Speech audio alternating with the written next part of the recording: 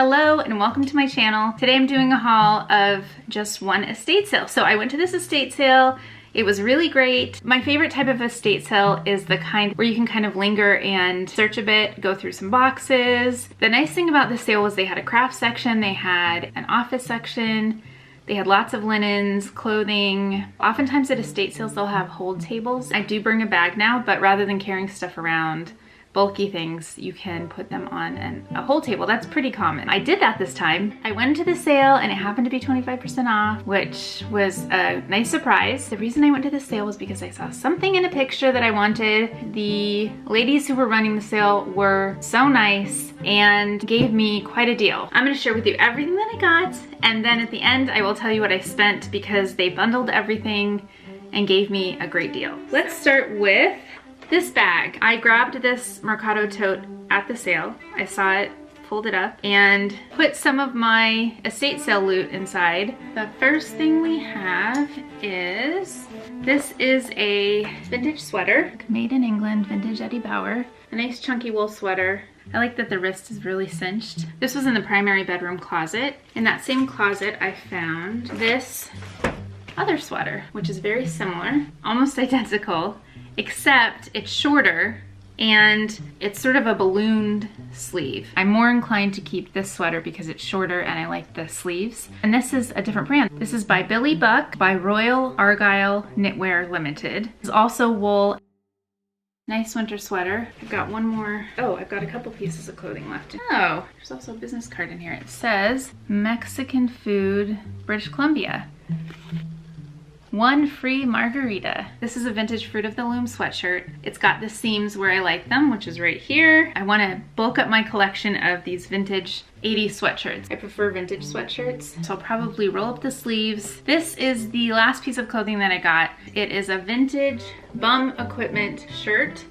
It's really boxy, probably a men's shirt, but I think I'm gonna wear it. I got more clothing than I normally get. I sorted through some things that were on the porch. There was a giant box of candles. There were all sorts of chunky pillar candles. I kind of dug, and below that, it was a layer of tapers. One of the ladies who was running the sale came and said you can have the entire box with the pillars for $5. I said, I'm actually just interested in the candlesticks because a lot of the pillars were really glittered pillars and a lot of them were melted. So I just asked if I could have the little box and she said it was $1, but again, at the end, I'm gonna share with you what I paid for everything. These are the tapers that are in the nicest condition. The sticker says made in Hong Kong. Regular size pillars. I have these as well. These are shorter. These remind me of old Michaels, very country, toll painting. We have some that are a little bit melted. So these, unused, but a little bit warped. Peach candle. These two yellow candles, these are also not straight. Next stop was in another bedroom and it was a crafting closet. There was stuff everywhere. I took an empty box and started to fill it up with some little treasures. Originally I took the box just so I had a place to gather everything, but I ended up liking the box. I took 3 different colors of vintage glitter. It's called Mary Craft Glitter. I like the name of this, Mary Craft. The packaging is very cute. I was looking for certain colors of yarn, but I ended up finding drawers of ribbon. Very sparkly gold ribbon. It's pretty thin. Let's see if I can show you here.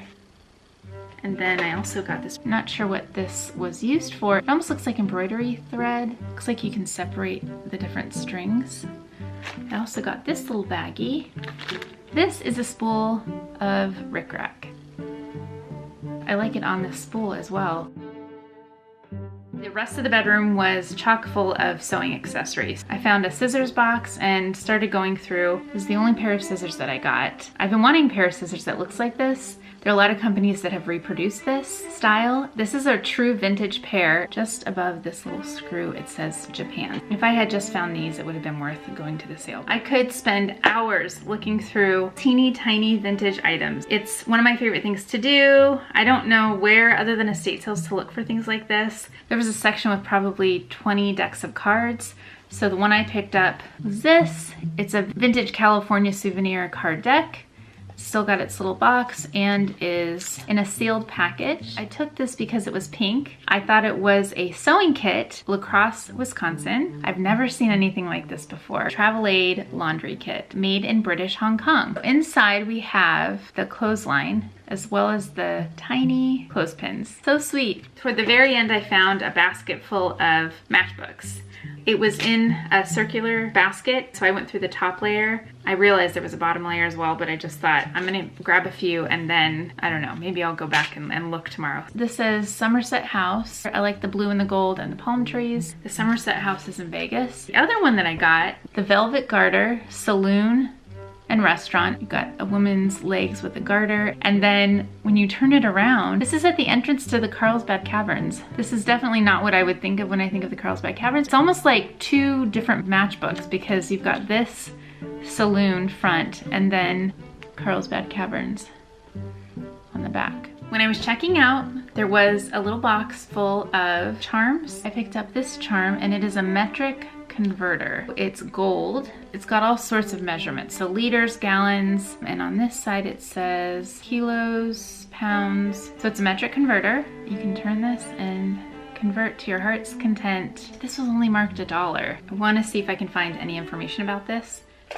The reason I wanted to go was because I saw a picture of this. This is a mid-century perpetual calendar. The month and the day of the week. So let's set it. Friday, September. I've set it so it says Friday, September. The way that this works is you flip it forward and then the date changes. 11. There are little cards inside and they slide down. And if you accidentally go too far forward, you can flip it back and it'll go in the opposite direction. I've had my eye on one of these for quite a while. I have seen round perpetual calendars before and I purchased them, but this is the kind that I wanted. I actually want a version of this that is French, which it just has the days of the week and the months that are in French. I haven't seen one, and I think I'll have to go to France to find one. So this was the star of my little haul today. All of this came from one sale, and for everything, I paid $12. $12. This company was on estatesales.net, so I'm going to try to find other sales from this company. They were not only nice, but their prices were excellent. And that, my friends, is all for today's haul. I really appreciate you being here. Thank you so much. I hope that you are doing very well, and I'll see you again next week. Take care.